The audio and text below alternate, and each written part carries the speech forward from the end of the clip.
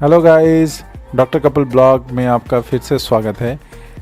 हम लोग जा रहे हैं एक ऐसे ट्रिप की ओर जो वेस्ट बंगाल में बहुत ही फेमस है। ये है द मिस्टीरियस मैनग्रोव्स सुंदरवन। तो ये ट्रिप बहुत ही फेमस है। यहाँ एक उल्लिस उत्सव होता है जो रेनी सीजन में स्टार्ट होता है और वहाँ बहुत कुछ खाना खिलाया जाता है। आप एक हाउस बोट में ट्रैवल करते हैं और उस हाउस बोट में इंजॉय करते हैं 2-3 दिन और आपको बहुत कुछ खाना खिलाया जाता है। साथ में एक नेचर का इंजॉयमेंट होता है। अगर आपकी किस्मत में रहे तो आप बाग भी देख सकते हैं। तो ये ट्रिप हम लोग की स्टार्ट हुई आसनसोल से और आसनसोल से हम लोग हावड़ा जाने वाले थे। फिर हावड़ा से हम लोग सियालदा जाते हैं और सियालदा से एक लोकल पकड़ के कैनिंग और कैनिंग से हम लोग का ये ट्रिप स्टार्ट होता है। तो हम लोग वेट कर रहे थे मिथिला एक्सप्रेस का जो 11:15 में आसनसोल से खुलती है और 4 बजे सुबह हावड़ा पहुंचा देती है।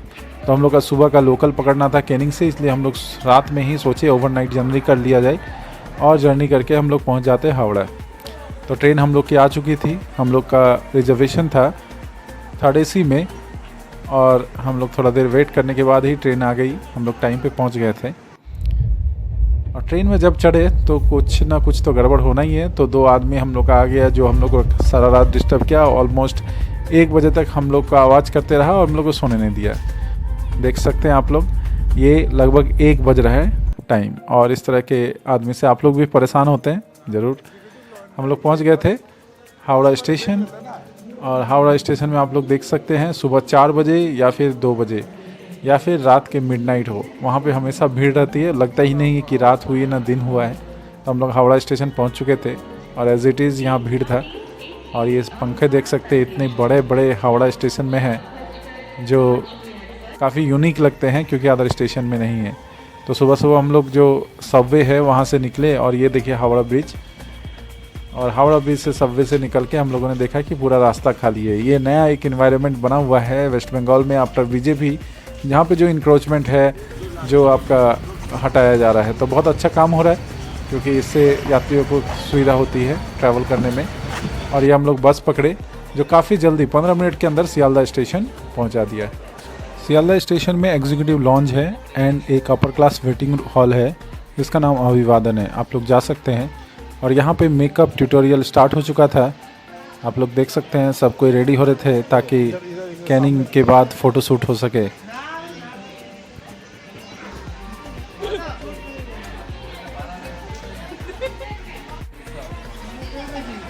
चलो, तो अभिवादन ये अपर क्लास वेटिंग रूम है जहाँ पे 10 रुपीज़ पर हेड पर पर्सन आप रह सकते हैं फॉर 1 आवर। तो in comparison to executive lounge ये काफ़ी सस्ता है क्योंकि एग्जीक्यूटिव लॉन्ज में 15 रुपीज़ पर आवर चार्ज करते हैं और यहाँ पे बहुत सारे फैसिलिटीज़ भी अवेलेबल है। नंबर ऑफ़ बाथरूम्स भी ज़्यादा हैं। तो मैं तो सजेस्ट करूँगा कि आप अगर सियालदा स्टेशन जाते हैं तो ज़रूर अभिवादन वेटिंग हॉल में रुके, ना कि एग्जीक्यूटिव लॉन्ज में जाएँ। सियालदा से कैनिंग स्टेशन जाएंगे। सियालदा से कैनिंग वेटिंग रूम, कैनिंग से हम लोग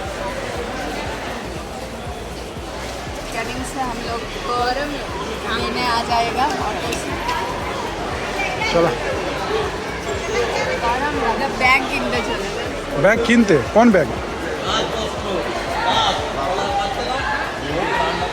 अभिवादन से निकल के हम लोगों ने कटाया लोकल का टिकट जो था 15 रुपीज़ पर हेड और हम लोग 5% थे तो 75 रुपीज़ हम लोग को पड़ा।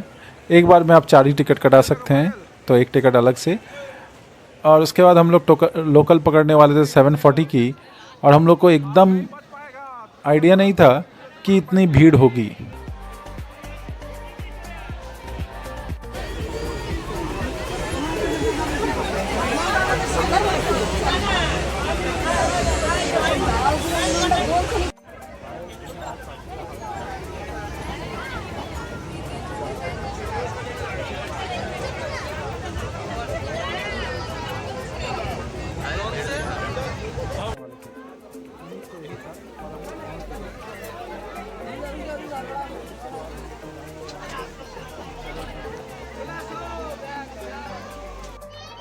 कैनिंग पहुंचने के बाद प्लान था कि वहां से पिकअप कराया जाएगा। हम लोग का जो नेचर टूर एंड ट्रैवल्स था वो लोग पिकअप करेंगे और वो हम लोग को सोनाखाली लेके जाएंगे।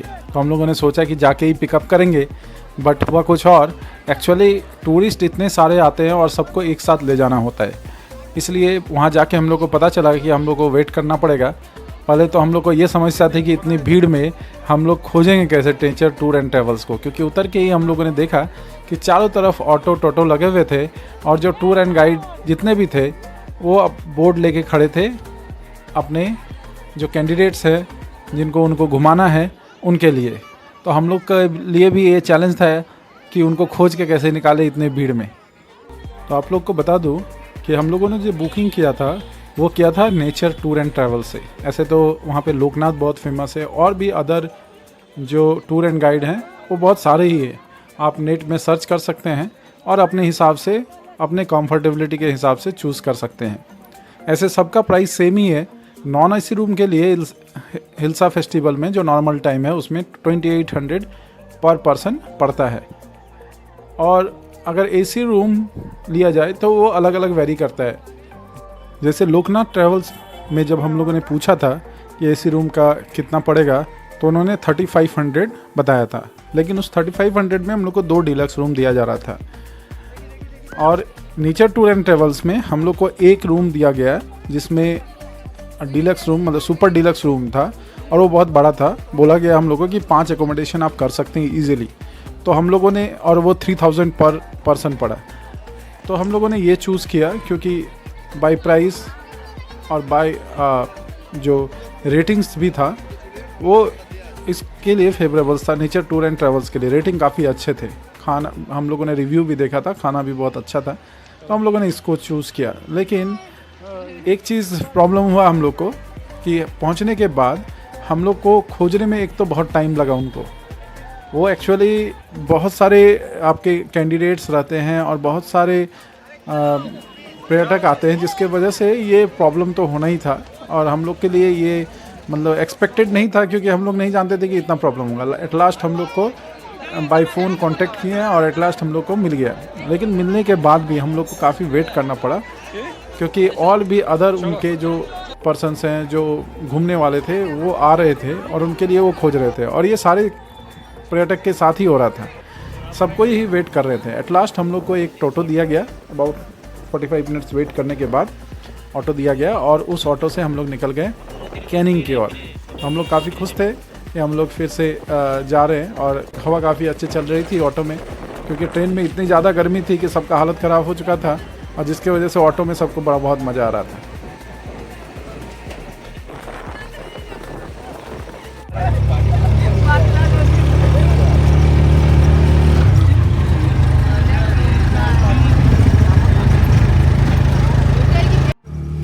कैनिंग से सोनाखाली का जो डिस्टेंस है वो 18 किलोमीटर है, और इसको कवर करने में 30 to 40 मिनट्स लगता है।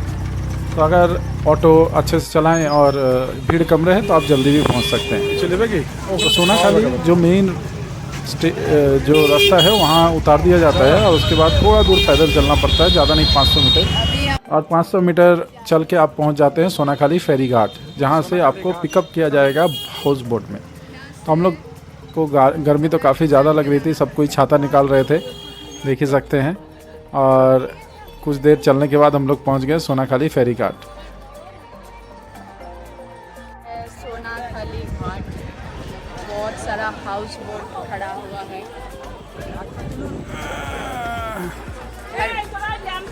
हर बोट में 40 लोग करके जाएगा।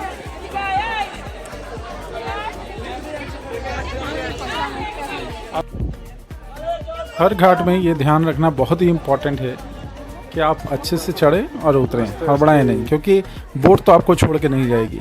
जनरली लोग क्या, हम लोग जो देख रहे थे, जो ऑब्जर्व किया, उसमें क्या है, सब कोई हड़बड़ा देते कि हम फर्स्ट। तो बोट में चढ़ के ही हम लोग को दिया गया नाश्ता, और नाश्ता में था कचौड़ी और दाल, जो काफ़ी टेस्टी था।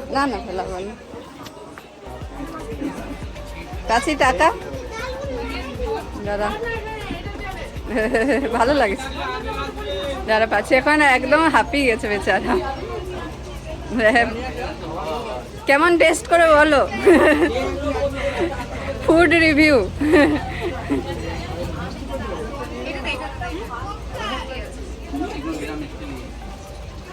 কি টেস্ট ভালো আছে না খারাপ?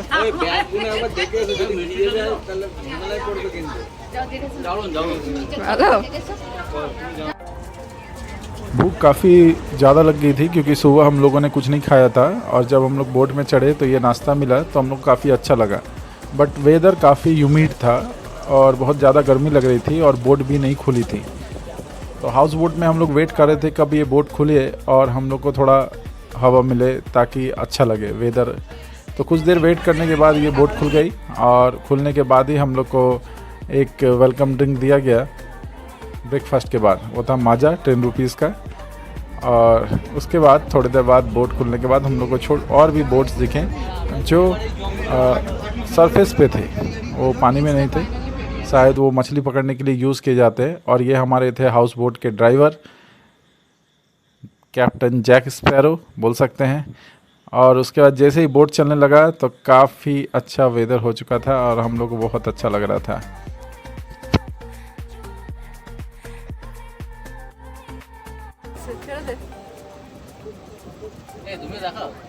দাদা একটু দূরে যাও। भी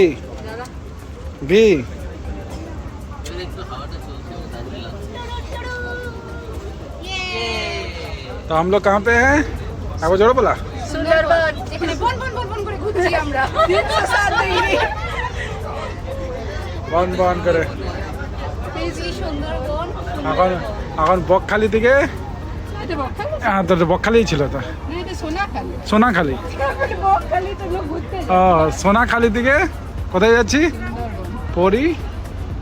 পরিচালয় ওর পাখিরালয়। পাখিরালয় পাখিরালয় পাখিরালয় যাব। পাখিরালয় যাব।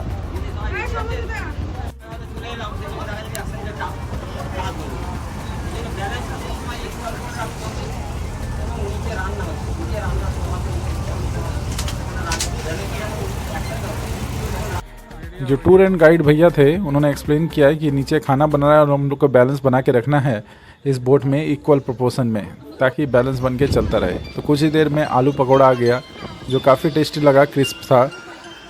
और हम लोग वेदर का मज़ा लेते हुए और गाना सुनते हुए हम लोग वो पकौड़ा खा रहे थे तो काफ़ी अच्छा लग रहा था।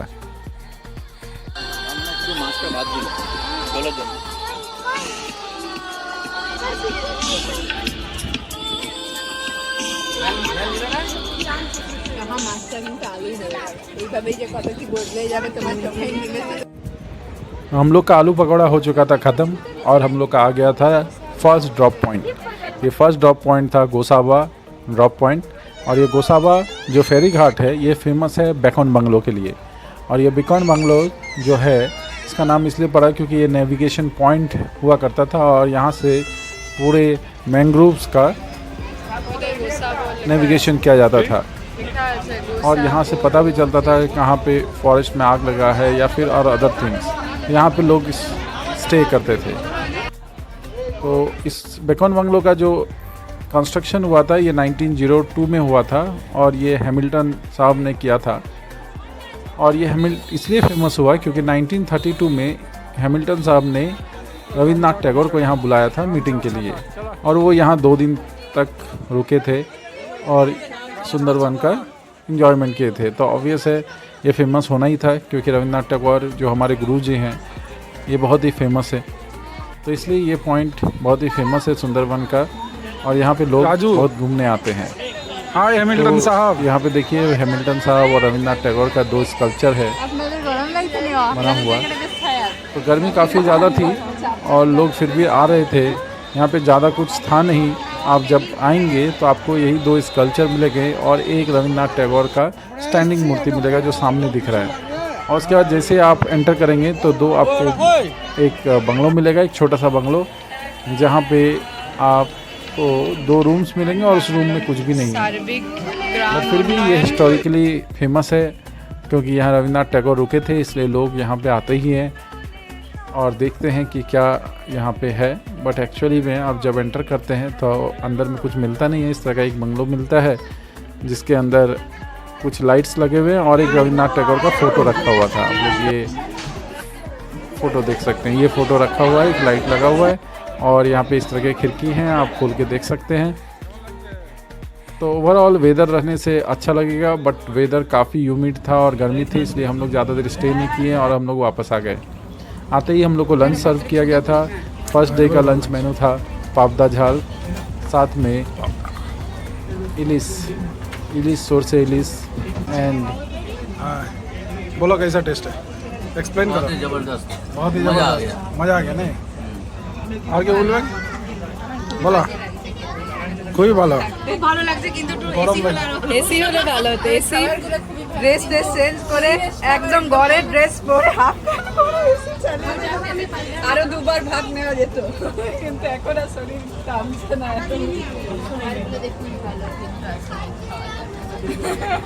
গরমের জন্য। গরমের জন্য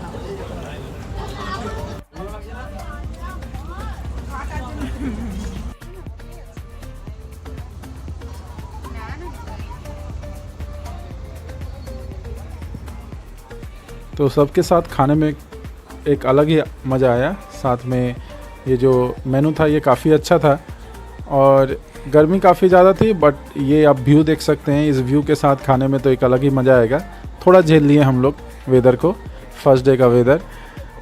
और मैं आपको एक्सप्लेन कर देता हूँ फर्स्ट डे का जो मेनू था, ताकि आप जब आएँ तो आप भी इंजॉय कर सकें। अलग अलग हाउस बोट में अलग अलग मेनू रहता है, थोड़ा सा डिफरेंस रहता है, ज़्यादा डिफरेंस नहीं रहता है। तो हमारे हाउस बोट में था दाल भात, साथ में पुई साग विथ इलिस्मा था, जो काफ़ी टेस्टी था। और उसके बाद हम लोग को दिया गया पापदा झाल। पापदा झाल देने के बाद हम लोग को दिया गया सोरसे इलिस, और उसके बाद आलू झूरी भाजा और पापड़ चटनी, ये सब तो कॉमन रहता ही है। तो काफ़ी टेस्टी खाना था और सूदिंग खाना था, हम लोग को काफ़ी पसंद आया। ज़्यादा तेल मसाला नहीं था, बट टेस्टी बहुत था। हम लोग पहुंच गए एक स्पॉट पे। ये स्पॉट में कुछ देर तक रखा गया हम लोग को बोट में ही। यहाँ पानी वो लोग कलेक्ट कर रहे थे, जो पीने का पानी है वो। तो यहाँ पानी फिलअप हो रहा था, तो हम लोग को लगभग आधा घंटा 1 घंटा तक वेट कराया गया यहाँ पे।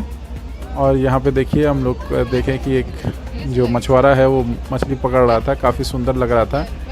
तो हम लोग देख रहे थे, उसी को टाइम पास किए हैं। और उसके बाद हम लोग को जब हम लोग चलने लगे तो 3 साढ़े 3 के अप्रॉक्स हम लोग को दिया गया एक फल, जो अमरूद था। तो काफ़ी हेल्दी अमरूद था, मतलब फ्रेश अमरूद था। हम लोग काफ़ी टेस्टी लगा। और उसके बाद हम लोग थोड़ी देर बाद ट्रैवल करने के बाद हम लोग पहुँच गए पाकिरालय। तो पाकिरालय फर्स्ट नाइट का जो हम लोग का स्टे है पाकिरालय में होगा। और ये जगह हम लोग के लिए तो अननोन थी, तो हम लोग थोड़ी देर में पहुंच गए। और पहुंचने के बाद ही हम लोग को एक ब्रिज मिला, जो बहुत पुराना ब्रिज था और लकड़ी का बना हुआ था और स्टील भी स्ट्रक्चर था, जो काफ़ी यूनिक लग रहा था। हम लोग इस तरह का ब्रिज कभी देखे नहीं थे। और व्यू भी काफ़ी अच्छा था। यहाँ पे फ़ोटो लेने का मन हो रहा था, बट इतनी गर्मी ज़्यादा बढ़ गई थी कि हम लोग ज़्यादा फ़ोटो क्लिक नहीं किए। सोचे सीधा रूम जाएंगे और वहाँ पे फ्रेश होंगे, उसके बाद हम लोग फिर आएंगे। तो यहाँ पे आप व्यू देख सकते हैं। आपको इस तरह के व्यू जनरली नहीं मिलते हैं। आप सी जाइए, बीच जाइए तो आपको अलग चीज़ मिलेगा, आप माउंटेन जाइए आपको अलग चीज़ मिलेगा। बट मैंग्रोव्स में पेड़ पानी में है, इस तरह का व्यू और साथ में इस तरह का सनसेट आपको बहुत कम मिलेगा। सनराइज़ आपको बहुत कम मिलेगा देखने को। इसलिए मैं प्रिफेयर करूँगा, मैं बोलूँगा, आपको सजेस्ट करूँगा कि एक बार आप सुंदरबन ज़रूर जाइए। तो हम लोग पहुँच गए होटल। थोड़ा दूर पैदल चलने के बाद ये था सोनाताड़ी होटल। और हम लोग का यहाँ पे फर्स्ट डे का स्टे होने वाला था, फर्स्ट नाइट का स्टे। तो हम लोगों ने एसी रूम बुक किया था। पहुँच के हम लोगों ने कुछ ज़रूरी जो हम लोग का डॉक्यूमेंट्स था उन्होंने कलेक्ट किया। जैसे आधार कार्ड हम लोग लेते हैं, तो आधार कार्ड उन्होंने कलेक्ट किया। और उसके बाद आइडेंटिटी प्रूफ लेने के बाद हम लोग को रूम दिखाया गया। जो रूम हम लोग का ऐसे था, ये वाईफाई दिखा रही है कि ये वाईफाई है, बट वाईफाई का कंडीशन उतना अच्छा नहीं था, नेटवर्क नहीं आ रहा था।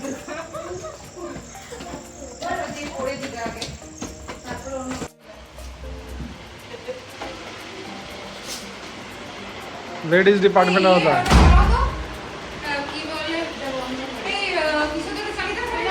तो रूम हम लोग काफ़ी स्पेसियस दिया गया था। 5 एकोमोडेशन के लिए काफ़ी बड़ा रूम था और बाथरूम भी क्लीन था। तो हम लोग को काफ़ी अच्छा लगा। तो फ्रेश होते होते हम लोग का हो गया शाम के 6 बज चुके थे। और 6 बजने के बाद ही हम लोग का कॉल हुआ इवनिंग स्नैक्स के लिए। और स्नैक्स में दिया गया ये चाउमीन, जो चिकन चाउमीन था, ये काफ़ी टेस्टी था। और उसके बाद इस तरह का झूमर डांस देखते हुए हम लोग चिकन चाउमीन एंजॉय करते हुए काफ़ी अच्छा लगा हम लोग को कि लोकल एक फोक डांस हम लोग देख पाएँ। चिकन चाउमीन उतना अच्छा नहीं था और फिर हम लोग लोकल शॉपिंग करने के लिए चले गए और लोकल शॉपिंग में हम लोगों ने कुछ सामान खरीदना और उसके बाद डिनर किया हम लोगों ने मटन और पुलाव, जो काफ़ी ठीक ठाक सा था, अच्छा था।